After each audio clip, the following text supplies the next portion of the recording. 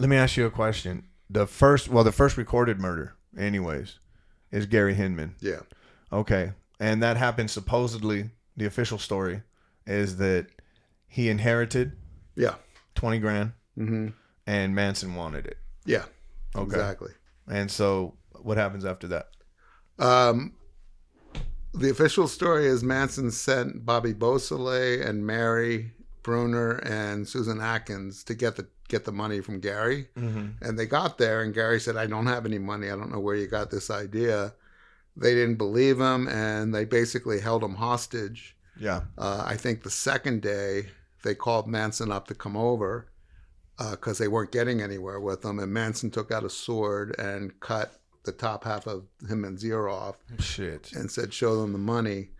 He kept saying, I don't have it. I don't have it. One of the girls sewed his ear back on. And then on the third day, Bobby called up. Well, there was a struggle for the gun at one point. And I don't think there were shots fired in the house, but nobody got hit. Yeah. And at that point, they tied Gary up. Weren't going to let that happen again. And then Bobby said, we're not getting anywhere. And then Charlie said, well, you know what to do. So they killed him. Damn. And then his body was found 2 or 3 or 4 days after that. Yeah. And, swarming with flies. It was August during a heat wave. It was awful. God. Yeah, August up here's hot as hell. Yeah. That's gross. Let me ask you a question. Let's see. When they killed him, they stabbed him?